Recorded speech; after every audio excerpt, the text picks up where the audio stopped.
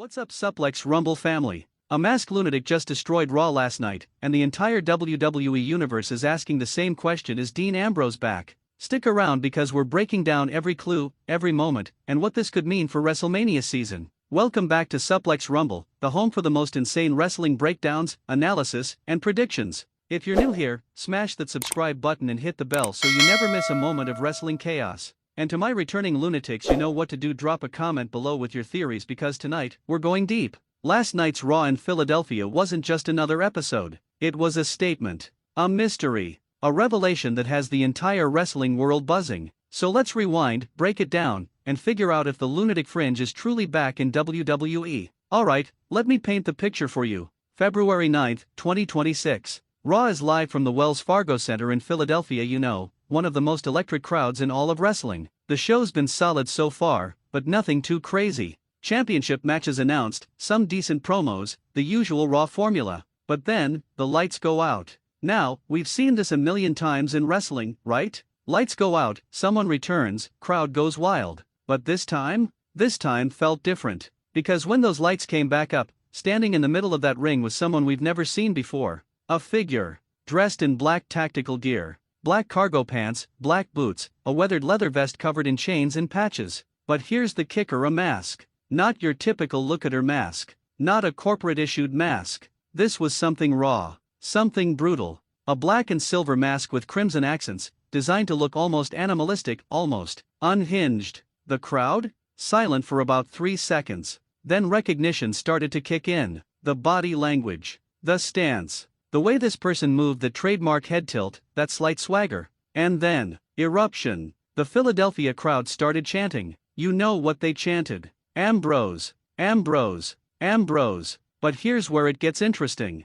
WWE didn't confirm anything. The commentary team, they're playing it coy. They're calling him the masked insurgent. They're acting like they have no idea who this could be. But come on. We're not stupid. Every wrestling fan with eyes could see the parallels. So let's break down the evidence, because we're basically wrestling detectives right now, and this mystery needs solving. Clue number 1, the physical build. This masked figure? Same height as Ambrose. Same build. Same shoulder width. I've watched enough Ambrose matches to recognize that silhouette anywhere. The way he rolls his shoulders? That's classic Moxley body language. You can't fake muscle memory, and that movement was unmistakable. Clue number 2, the entrance. No music. Just silence and impact. That's very Ambrose. Very Moxley. The man has never needed pyro or a flashy song to make an entrance. He lets his presence do the talking. And last night? That presence was felt throughout the entire arena. Clue number 3, the outfit. Let's talk about the aesthetic.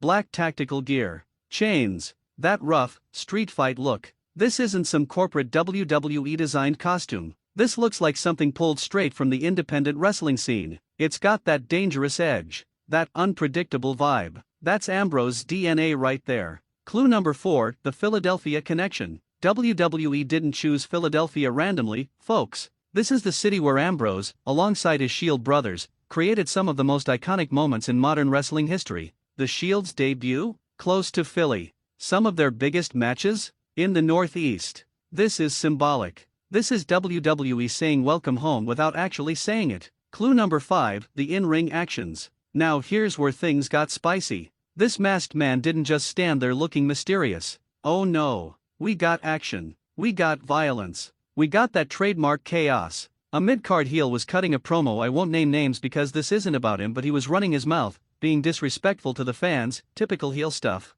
And then our masked friend slid into the ring like a predator stalking prey. What followed? A brutal assault. And here's what stood out: the offense looked familiar. Punches with reckless abandon. Forearms with bad intentions. A rebound clothesline that looked suspiciously like the one Ambrose used to use. And then the finisher, a lifting underhook facebuster. Now, that's not dirty deeds exactly, but it's in the same family of moves. The whole attack lasted maybe 90 seconds, but it felt eternal. It felt important. It felt like a statement was being made. Now for those who might be newer to wrestling, or maybe you need a refresher, let me give you the Dean Ambrose story, because context is everything. Dean Ambrose, also known as John Moxley outside WWE, is one of the most beloved and unpredictable performers in modern wrestling history. He came up through the independent scene, grinding in promotions like CZW and Dragon Gate USA, earning his reputation as someone who would do anything to entertain. WWE signed him in 2011, and by 2012, he was part of the Shield alongside Roman Reigns and Seth Rollins. That trio? Legendary. They revolutionized wrestling. They brought an edge, an intensity that WWE hadn't seen in years. As a singles competitor, Ambrose became WWE Champion, United States Champion, Intercontinental Champion, Tag Team Champion. The man won everything. But more than the titles, it was his character that resonated. He was unpredictable. He was real. He didn't fit the corporate mold, and fans loved him for it. In 2019, Ambrose left WWE, citing creative frustrations and a desire to rediscover his passion for wrestling. He went to other promotions, reinvented himself as Jon Moxley, and became one of the biggest stars in the world. He main event massive shows, won world championships elsewhere, and proved he didn't need WWE. But here's the thing about WWE: sometimes, the story isn't finished. Sometimes, there's unfinished business. Sometimes, a return is inevitable. For years, fans have speculated about an Ambrose return. Would it happen? When would it happen? How would it happen? And last night, we might have gotten our answer, except WWE is playing the long game.